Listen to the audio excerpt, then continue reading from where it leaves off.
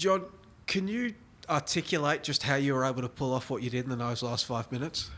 If it was the first time we did it, we'll say maybe it was a little bit of luck, but it's not the first time this season that we've done that. So against Sydney, we ended up scoring late on to win 4-3. As you know, in Perth, with that wonder goal, we're able to win right at the end, scored 2 in extra time, and tonight 2 in extra time again. It's the belief that the boys have, and to keep going. They show such resilience, such character. It's all the preparation that they've done, not only in pre-season, but during this season so far and over that Christmas period, because it's easy to get lost in that period and start doing things that your family and friends are doing. But they had elite athletes. We had a big schedule, 4 games in 12 days, and we were outstanding that second half. Because really, it was night and day between your first half, where you looked like you were only lucky to be down 2-1, and your second half, where you came out like a house on fire. What adjustments, what changes, what did you say to the players at half-time that created such a rapid turnaround? There was a couple of things without the ball that were hurting us. I thought Azani, Mashash, Piscopo, and obviously Bruno were picking up the balls in areas that there was too much space, and then when they catch you, they can break very quickly. They got quality, real quality. So we had to make sure we stopped the service into them, and then with the ball, it was just to show them where we can actually hurt them. And I thought that there were periods in that first half where you had glimpses of that we were able to control a little bit of the game, and then we showed that and spoke about that, and just telling them just to believe that we can get something out of this game, believe that we can score goals, which when you got Noel Botic and Hero up top, just try and get the ball into good areas for them, because they'll get on the end of things. Because it was noticeable you were attacking that space on your right attacking flank and then looking to whip the ball in low. Was that one of the areas you identified? Yeah, we felt that we would hurt them in those wide areas. That's why we ended up starting with Abel, Wallity and Luke Vickery. It's his first start in the A-League, actually. And we have a belief in them. They're wingers that can actually really go at defenders and get themselves into good positions, and got good delivery and get themselves into goal-scoring positions as well. So that we identified before the game. We probably didn't do it as much as we would have liked in the first half, but in the second half we really we felt that we got into good areas there.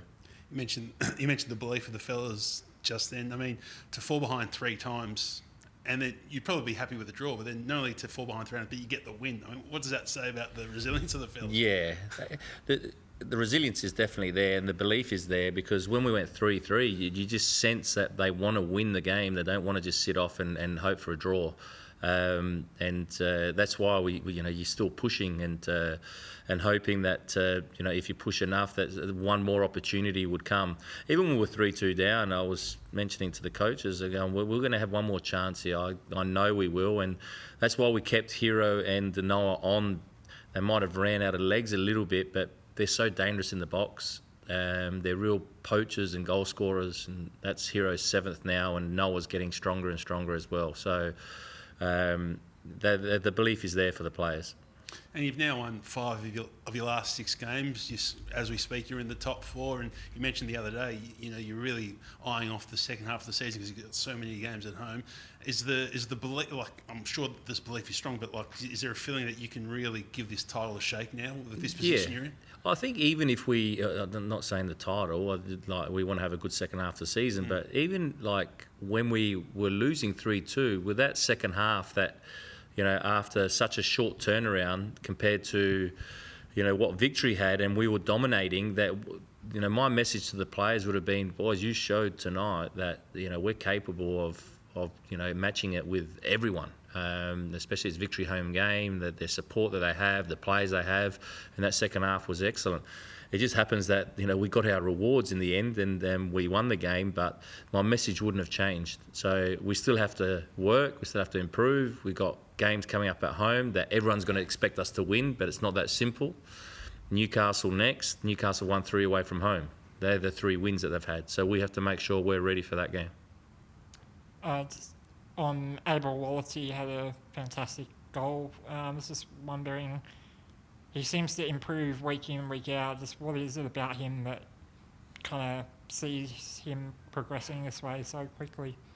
I think that Abel's got really good qualities that he can be quite direct and run at players, and defenders don't like that. He's very strong, so defenders bounce off of him a lot. And we're working a lot on getting him into goal scoring positions and to get into positions to score. So I felt that the second half he really caused them problems tonight. Not so much or as much in the first half, but in the second half he did. And he's progressing really well. He didn't train much over the last, I think it was after the Brisbane game. He only had one session with the group, but structurally his injury was fine, and I knew that he'd be okay physically. So again, they talk about resilience. That's resilience of one player to be able to come out against victory and give him one hell of a game. John, I know you've been working towards this point with this young group for quite a while, started last season, and you've been trending in this direction. But I guess from a narrative perspective and a belief perspective as well, it's often said that there are moments that define a team and represent a turning point where you start to know this was the moment where it all began. Do you feel like this past week, these 2 wins that you've had, beating your biggest rivals on their home turf the manner that you have, that this could be the moment for this young group this side where they arrive properly? Yeah, you don't know whether it's the moment or not until after the season, but what I will say is that if the belief they should have from the 4 games that we've played in 12 days is that no matter what rest you have, no matter where you're playing, we've won away from home against very, very good sides and scored 4 goals against those sides, Auckland, Sydney and now Victory.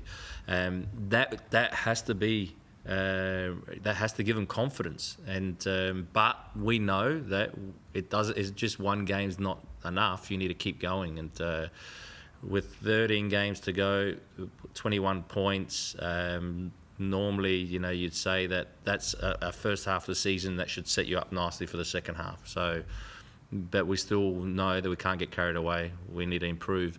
And with young boys, you think that there might be dips here and there.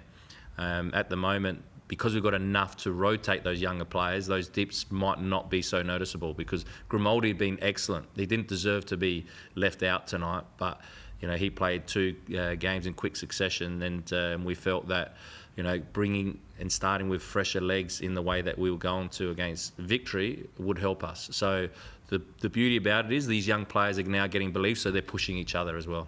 Just on that similar topic, I remember, like last season, you weren't getting the results, but regularly you were seeing that there was potential there, like that you were playing well, you just weren't getting the goals. And do you sort of, I know it's a long way to go, but do you sort of feel a bit vindicated in what you were seeing last season?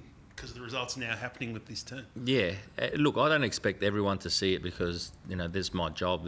I work with the players every day. I know what we're trying to achieve and do, but we also have a look at how many times we're getting into the last third, the final third, how many times we're getting to goal scoring positions, and we saw glimpses last year when we weren't winning, but also when we did start to win games, that the potential was definitely there. And we're showing this season especially that the goals are there. But that also helps with Hiroshi's signing.